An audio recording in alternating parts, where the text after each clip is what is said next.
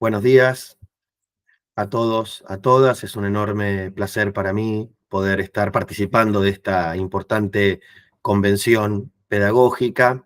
Agradecer profundamente a las autoridades la invitación que me convidaron para hacer parte de esta instancia de reflexión colectiva, que, como siempre decimos, son cada vez más fundamentales, cada vez diría hasta más vitales, ¿no? Contar con espacios para el encuentro, para la conversación y para pensar pedagógicamente una época como esta que atravesamos, repleta de desafíos novedosos, repleta de situaciones inéditas y, por supuesto, también una época en donde la pedagogía tiene que volver a encontrar su nombre propio. La pedagogía tiene que volver a encontrar, yo digo, el lugar desde donde sentar una posición respecto a para qué está en para qué está y qué puede aportar en este contexto tan desafiante, tan atravesado por numerosas crisis.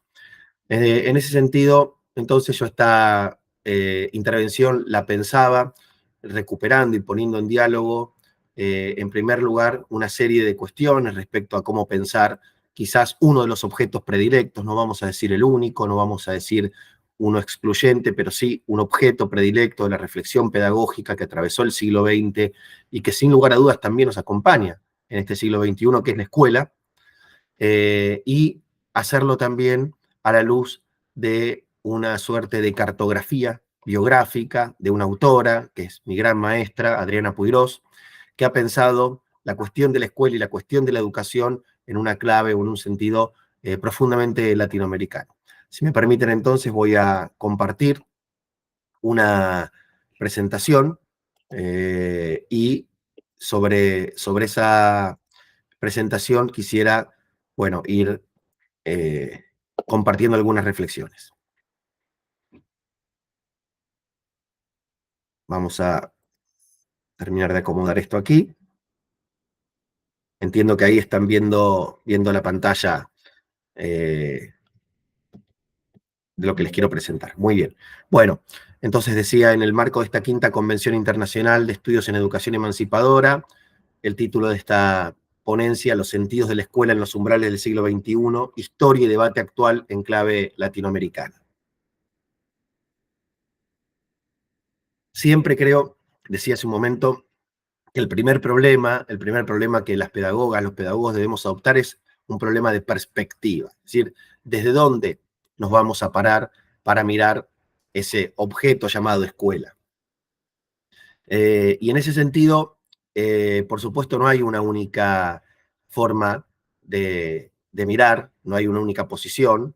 Sabemos que estamos inscritas en un campo de tensiones en donde hay numerosas formas, numerosas tradiciones, diríamos, numerosas huellas donde depositar el pie y de ahí plantar una mirada respecto de cómo ver la cuestión escolar.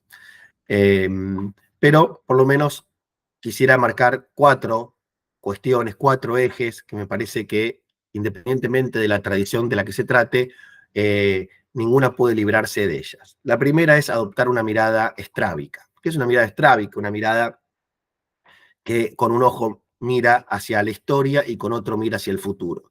Creo que la mejor forma de entender un dispositivo como el dispositivo escolar es mirar simultáneamente hacia su historia, es decir, el devenir, un devenir que no tiene tanto desarrollo, no más de 3 siglos, y también auscultar su futuro, es decir, hacer prospectiva respecto de cuáles son los posibles escenarios en los que esa escuela, ese dispositivo se desenvuelve. En esa mirada estrábica, una de las cuestiones que vamos a descubrir de manera, diría, casi inmediata, es que la escuela ha ido cambiando con el tiempo.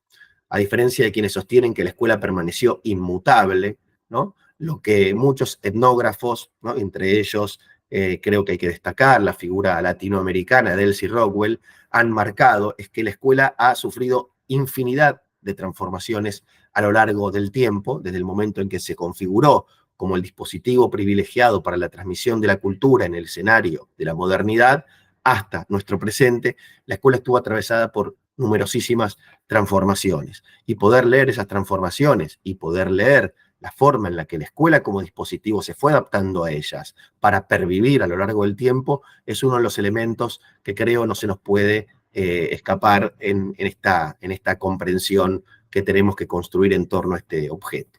Y por el otro lado, una mirada prospectiva, es decir, una escuela no necesita necesariamente ser pensada desde una imaginación pedagógica que pueda proyectar su futuro. Es decir, no se trata solamente con mirar a la historia, con la perspectiva del anticuario, de quien busca conservar un elemento tal cual está frente al paso del tiempo, sino de mirarla con los ojos políticos, esperanzadores y prospectivos del educador, de la educadora, que imagina también que esa escuela cambia, porque van cambiando, se han transformado y se seguirán transformando las necesidades, los desafíos de la sociedad a la que esa escuela debe servir, ¿sí? Y por supuesto también, y está en el título de esta convención, ¿no? Nunca perder de vista la dimensión emancipatoria, ¿no? Un dispositivo como el escolar, para poder cumplir con la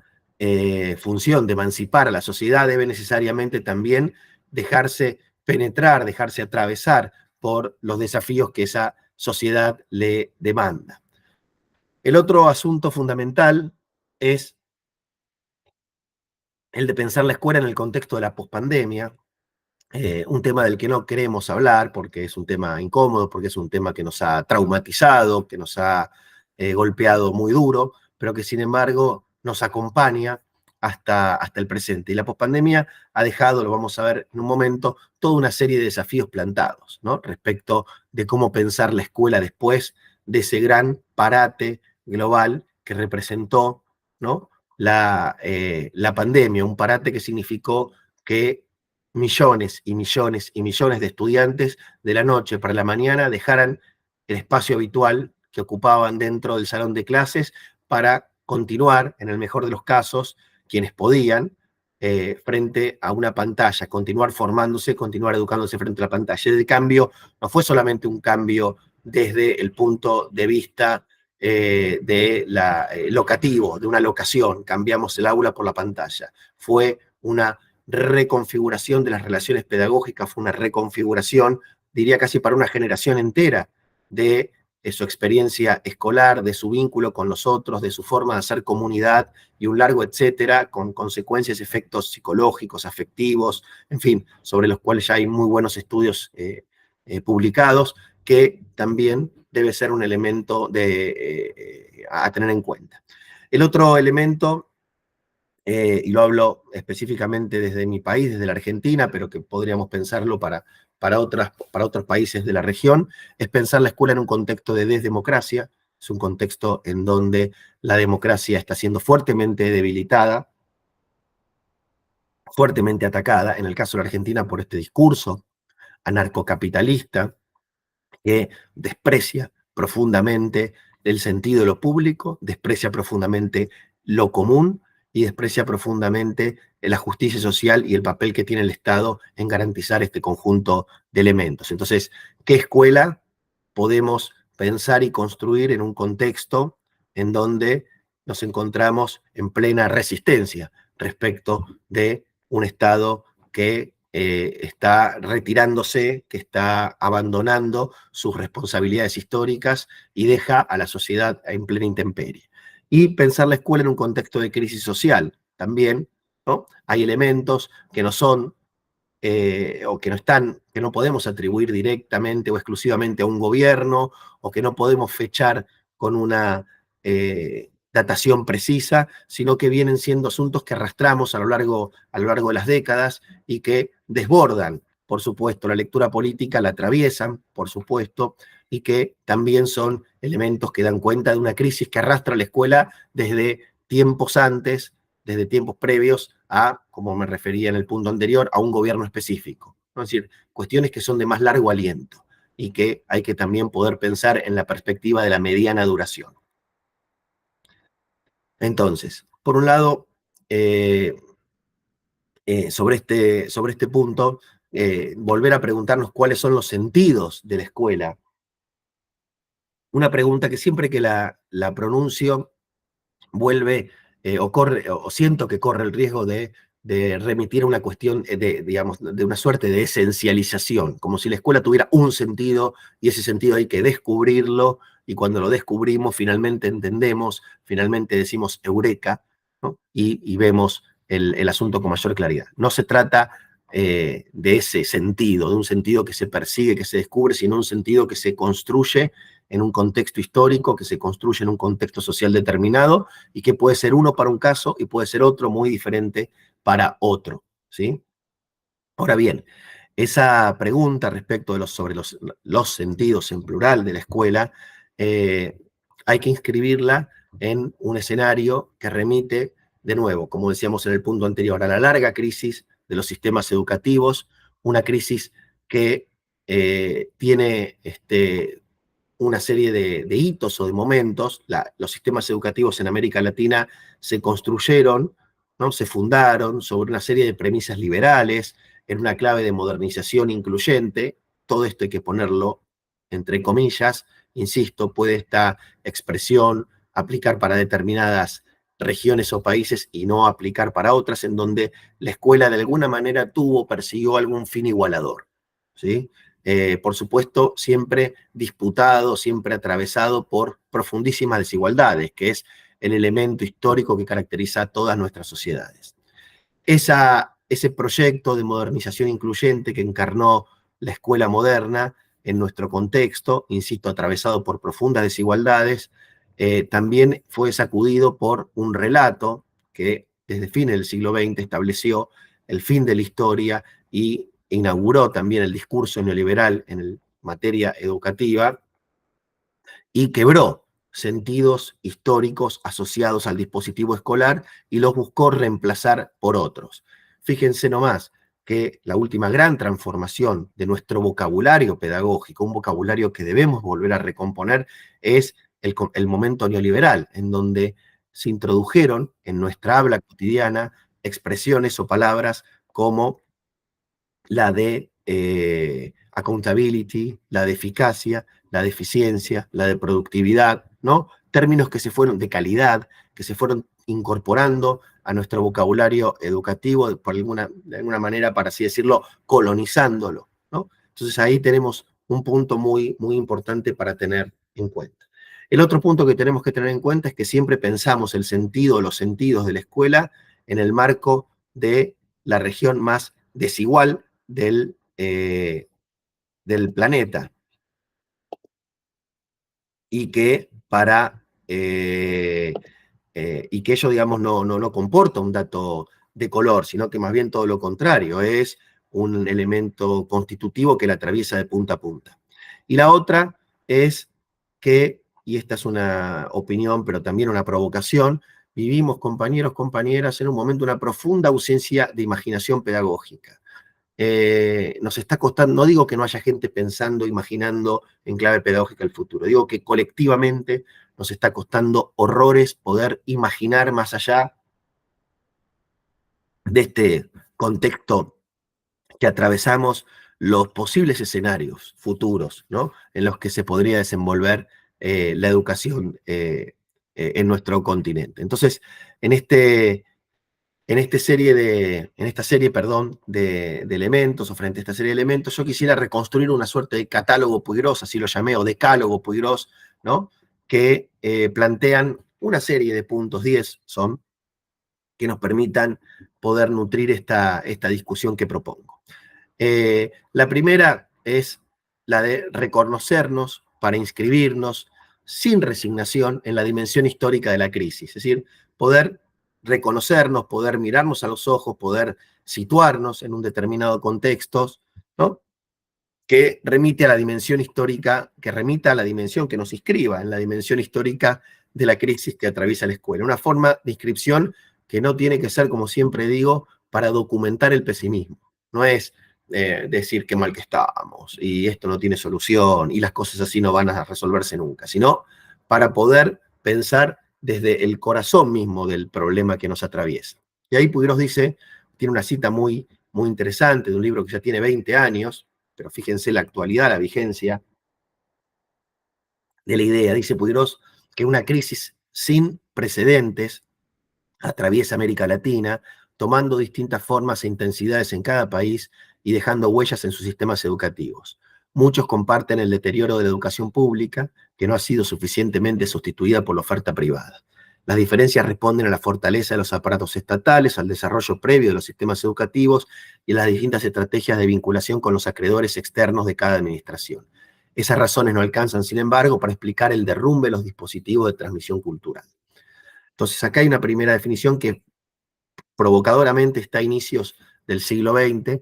Podemos decir que 20 años después ha habido una serie de iniciativas en el contexto de nuestros gobiernos progresistas en la región que han respondido a esta cita, que han desafiado, ¿no?, los contextos más adversos en los que se encontraba nuestra situación educativa y han llevado adelante experiencias pedagógicas maravillosas, de las cuales también valdría la pena hacer una buena memoria colectiva, un buen trabajo de sistematización colectivo para poder dar cuenta de esa enorme y potencial riqueza que nos precede en los años recientes.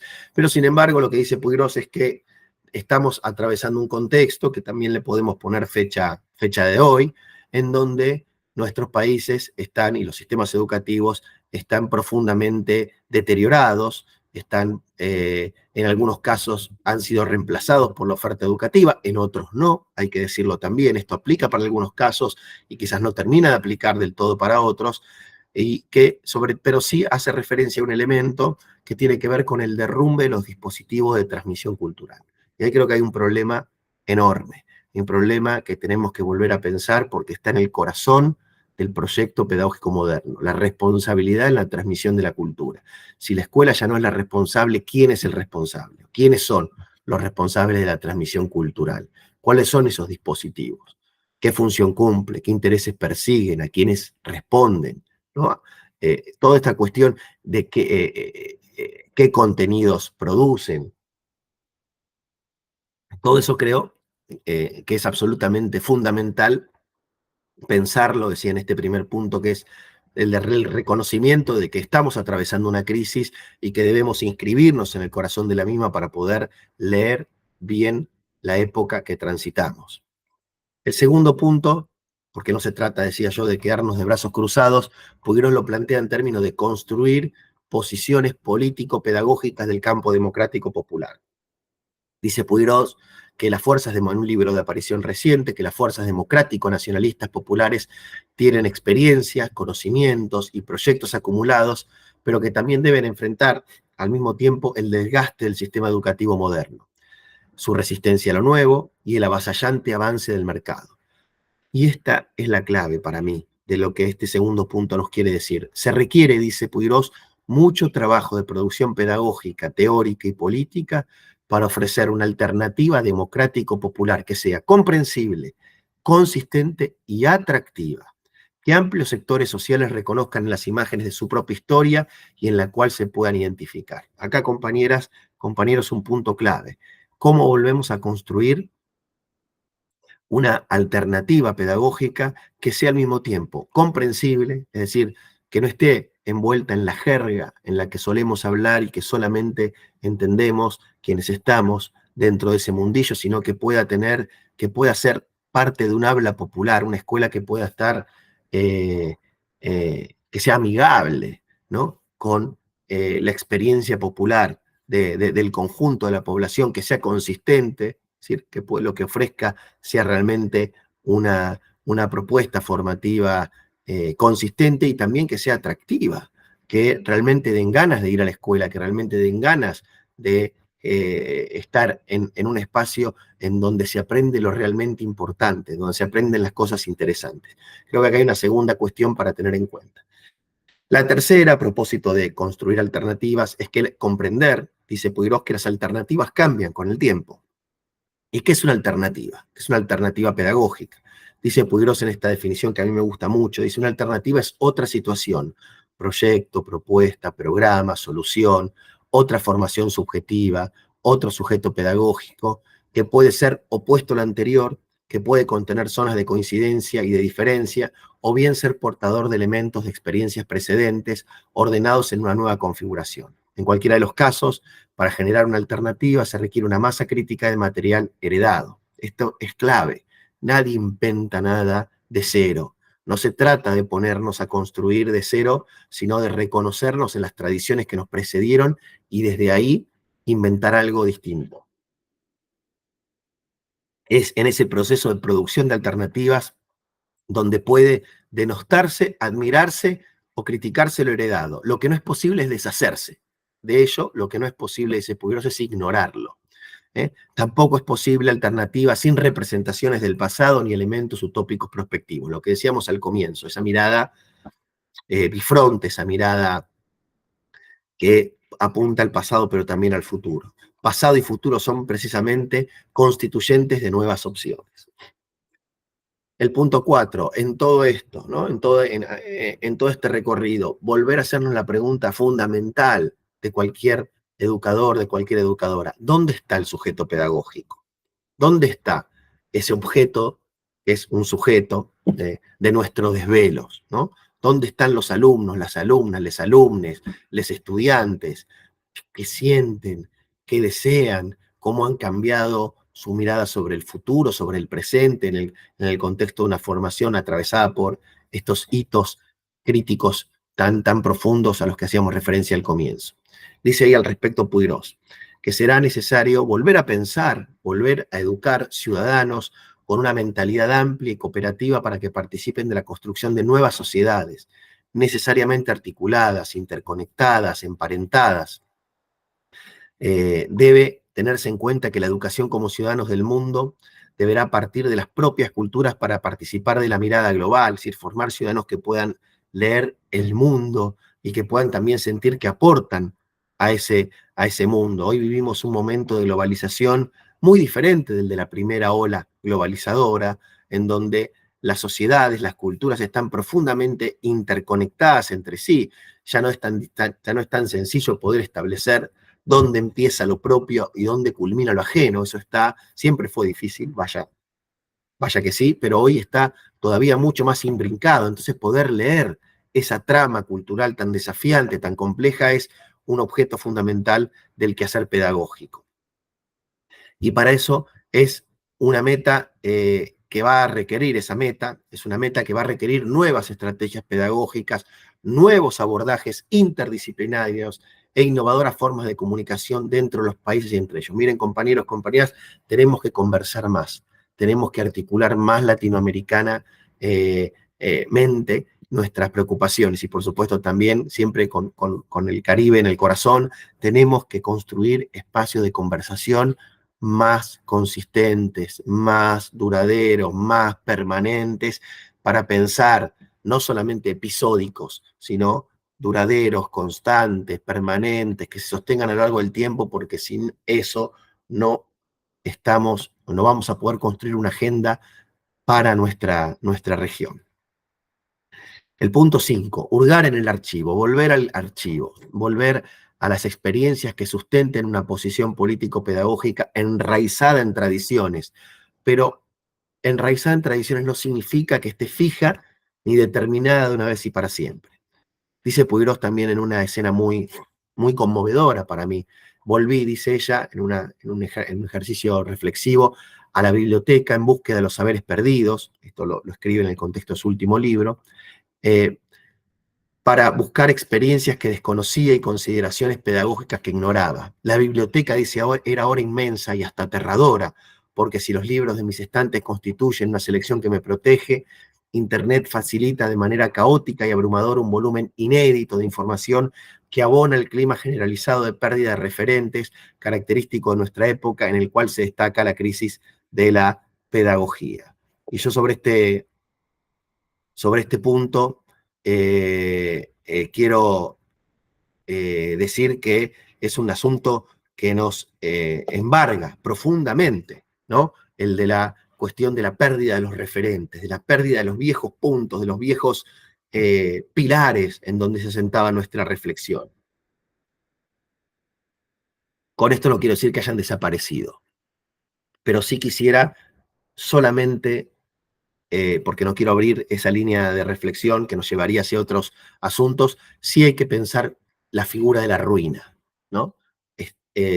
Tenemos que pensar en un contexto de ruinas, ¿no? En el contexto de las ruinas de la modernidad, ¿no? Hay que volver a pensar un proyecto educativo que nació en la modernidad en un contexto en donde esa modernidad se encuentra en ruinas. No significa que haya desaparecido, no significa que no puedan ser reconstruidas, no significa que no haya lugar para construir algo completamente nuevo, ¿sí? Pero la figura de la ruina junto a la figura del archivo me parece que son dos elementos teóricos extremadamente potentes.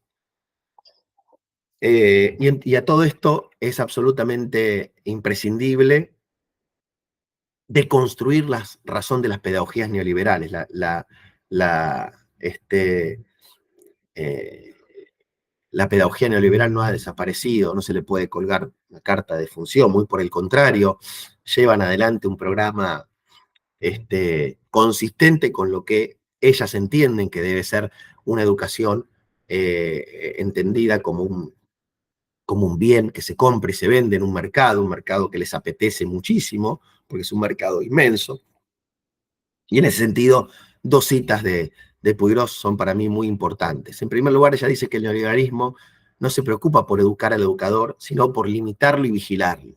Le interesa romper los vínculos de la comunidad educativa, que las familias y las comunidades no tengan relación con el proceso de enseñanza y aprendizaje porque aspiran a que ese proceso sea dominado por la llamada tecnología, detrás de la cual están, por supuesto, los que la producen y orientan de acuerdo con sus propios intereses. Esto vuelve sobre el punto que mencionábamos anteriormente respecto de que estas tecnologías, ¿no?, que nos permiten comunicarnos y en este momento están incluso permitiendo esta comunicación, esta modesta intervención, también tienen intereses, no son tecnologías neutrales, ¿no? Tienen un sentido, nos formatean de alguna manera o de muchas maneras respecto de cómo comunicarnos, de cómo vincularnos, de cómo establecer relaciones, ¿no? Siempre decimos que las tecnologías en el contexto de la pandemia nos permitieron mantenernos comunicados, pero que nunca iban a reemplazar la presencialidad y por eso defendíamos la escuela física, histórica, de presencialidad, de encuentro comunitario, una vez que la situación del aislamiento social preventivo obligatorio fuera superado, ¿no? Entonces hay una cuestión muy, muy importante para tener en cuenta. Y la otra es que para los meritócratas, así se dice, del siglo XXI, conocer tiene el objetivo de poseer, de apoderarse de todo, siguiendo la ley del capitalismo. El neoliberalismo, por su parte, también tiene un programa. Uniforma en nombre de la libertad, la individualización sin límites del yo hago lo que quiero. Y en ese sentido, o en esa perspectiva, la política es denigrada por personajes que, como nuestro presidente, se atreven al escenario, ¿no? Se montan sobre el escenario para exponer con el típico gesto de los magos las manos vacías mientras en su galera guardan un programa que interviene en la subjetividad de millones de personas.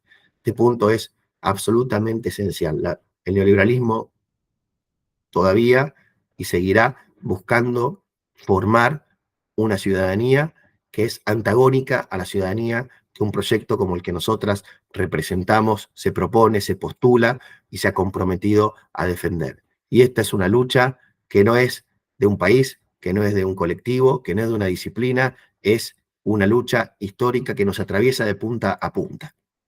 En la lucha por la emancipación, en la lucha por la soberanía y en la lucha por poder construir sentidos, ¿no?, de dignidad, sentidos asociados a la dignidad humana, a sentidos de pertenencia a una comunidad histórica y sentidos vinculados con la cooperación internacional, porque no se trata de construir un sentido de lo nacional cerrado sobre sí mismo, sino de profundos lazos solidarios con los otros países. Bueno, eso es todo lo que el neoliberalismo denosta, porque el neoliberalismo lo que propone es la competencia, no solo entre personas, no solo entre individuos, sino también entre sociedades, ¿no? Y que sobreviva la más capacitada, que sobreviva la que logre desempeñarse mejor. Bueno, todo lo contrario. Creemos que ahí tenemos que deconstruir, seguir trabajando, sin quedarnos solamente en la deconstrucción de las pedagogías neoliberales, pero sí seguir pensándolas en su devenir, en su mutación histórica, porque están más vigentes que nunca. A todo esto vuelvo sobre un tópico que Puigros coloca con centralidad en su reflexión, que tiene que ver con el tema del pensar históricamente, ¿no? El relato histórico. Dice, está esa representación de la vida que transcurrió, representaciones de la experiencia, de los saberes que fueron necesarios y o producidos para la sociedad, o improductivos pero bellos, son saberes que requieren ser enseñados, aprendidos, legados, recibidos, ofrecidos, aceptados, rechazados, en un proceso de selección, de recreación, en la ruta de producción de lo nuevo. La alfabetización histórica y social permite entenderlos en su contexto, en sus condiciones de producción y distribución, en sus usos. Es posible allí encontrar adelantos de posibles futuros. Este pensar históricamente, creo que ya fue de alguna manera reseñado, pero vale la pena tenerlo ahí también siempre presente. 8. Pensar el lugar del saber, ¿no? Y en este caso remito una cita que tiene una referencia a la Argentina, pero que puede también pensarse, extrapolarse a otras sociedades. Dice, la sociedad argentina tuvo el privilegio de contar con condiciones económicas, sociales y culturales que le permitieron construir uno de los sistemas educativos más exitosos de América Latina. Nuestro país pudo destinar recursos públicos y tiempo social para acumular conocimientos, y su población adquirió fama de culta. Sus científicos, artistas, literatos, el conjunto de sus intelectuales y sus deportistas fueron muy valorados en el exterior. Hasta en las pequeñas ciudades se encuentran narradores, poetas, historiadores, músicos, pintores y tecnólogos, muchos de ellos autodidactas, otros formados en las aulas escolares. Pero una compleja combinación de factores impidió que aquella cultura se volcara sobre el sistema productivo, diversificándolo, enraizando en él emprendimientos, inversiones y oficios diversos, suficientes para superar el mito de una vida social sostenida eternamente por el derrame de la renta agraria. Esta referencia, este concepto, el lugar del saber, para mí es muy, muy, muy importante, porque pone el ojo en una cuestión a la que solemos no darle tanta relevancia, que es cómo conectamos lo que pensamos como propio de la formación pedagógica, político-pedagógica en el sistema educativo, con las tramas más productivas, las tramas productivas de nuestra sociedad. Cómo pensamos una escuela que esté al servicio del trabajo y que articule profundamente con las nuevas formas, las nuevas culturas del trabajo, los nuevos desafíos que el mundo del trabajo nos presenta. Cómo hacemos para que lo que se aprende en las instancias de formación contribuyan a humanizar esa, esa dimensión tan constitutivamente humana como es la del trabajo, pero que también es objeto de profundas alienaciones, ¿no? Y máxime en el contexto actual. Ahí creo que hay un punto en donde también entonces hay que volver a conectar el mundo de lo escolar con el mundo de lo productivo y pensar qué hibridaciones, qué puntos de contacto, qué articulaciones se tienen y se pueden establecer entre unos y otros. Creo, pensando en el caso de Argentina, ¿no? Que Argentina ha vivido y vive actualmente del mito de que puede solventarse, ¿no? De su renta agraria, de sus commodities, pero eso tiene un profundo sentido colonizador, ¿no? Es decir, creer que somos un país condenado a ser exportadores de materias primas. Otro tanto se podría decir de Venezuela si solamente dependiera de su petróleo, ¿no? Tenemos que poder construir espacios en donde generamos una formación de cuadros técnicos de avanzada que produzcan y que produzcan también pensando y con la conciencia de cuidado del ambiente. Es decir, hay un sinfín de desafíos en este plano que podríamos abordar. Voy sobre los últimos dos. Este punto 9 es particularmente importante. Superar, dice Puigros, la terrible sugestión de pensar que no es posible. Es una frase, pero es una metáfora, diría, pero muy, muy importante. Que en el caso de la Argentina van a ver que tiene un sentido muy particular. Dice, una sugestión se apoderó de nosotros, dice ella, sobre todo en el contexto de la reapertura democrática en Argentina de los años 80, en donde se anudaron desalientos, donde se bloquearon las alternativas y donde se canceló la imaginación pedagógica, donde se obturó cualquier iniciativa capaz de imaginar o de parir proyectos de los que se desprendieran rasgos utópicos, porque se los tachaba de ingenuos, donde se obliteró cualquier iniciativa emancipadora, señalando, eso ya se probó y fracasó. Y así de seguido.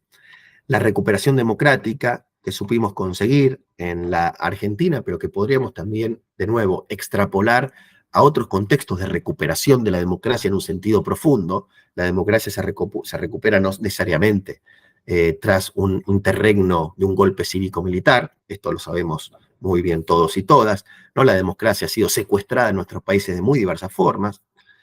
Esa recuperación democrática que supimos conseguir debió cargar con un peso enorme, que es la sugestión de pensar que ya no era posible otra educación, que ya no era posible otra escuela, que ya no era posible otra sociedad y que sobre todo la escuela había dejado de ser un componente insoslayable de la vida en democracia. Bueno, hay que superar esa sugestión de pensar que la escuela ha perdido la carrera, de que la escuela ha perdido frente a otras tecnologías que le han sacado varios cuerpos de ventaja. Tenemos que volver a poner a la escuela en el centro de la reflexión, pero también en el centro de las preocupaciones políticas, ¿no? Porque sin escuela no hay otra instancia que transmita y distribuya mejor la cultura, y eso está, creo, absolutamente demostrado, ¿no?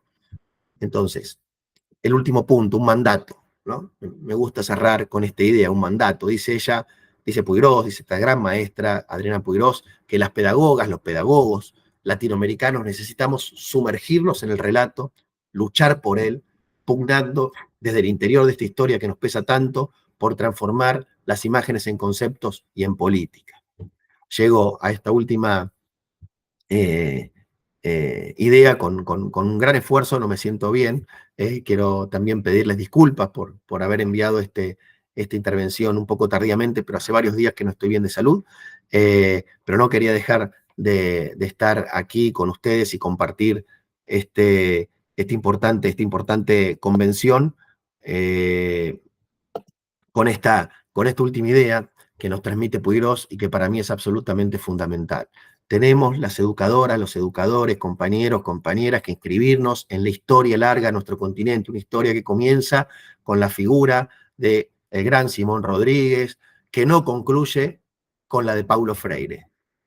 Esto es muy importante. No empieza con Simón Rodríguez y concluye con Freire. Continúa en cada uno de nosotros, en cada una de nosotras, que estamos comprometidos con la historia de nuestro pueblo, que estamos comprometidas con la vida de nuestros estudiantes, de nuestras estudiantes, que trabajamos modestamente como artesanos, artesanas, en los espacios en los que nos toca trabajar para construir y formar conciencias emancipadas que puedan pensar mundos más justos, mundos más libres, mundos más con sociedades más soberanas, y de nuevo, con una palabra que creo que es central y que a esta época va a precisar mucho, que vuelva a establecer y encontrar espacio de conversación entre quienes creemos, ¿no?, que este mundo se merece una alternativa, quizás la última, frente a la hecatombe climática que vivimos, ¿no?, para pensar un rumbo más humano, más en solidaridad, perdón, con quienes nos rodean, más en equilibrio con los otros seres vivientes, y que de nuevo ponga a la escuela y lo que ella tiene para ofrecer en un lugar central de nuestra sociedad. Les mando un abrazo enorme y, como siempre, a disposición para poder compartir y trabajar con ustedes, compañeros, compañeras. Muchas gracias. ¿Qué haces, Ceci? ¿Cómo vas? Hola, Nico, ¿cómo va? Bien, bien. ¿Vos? Bien, ¿podés hablar? Sí.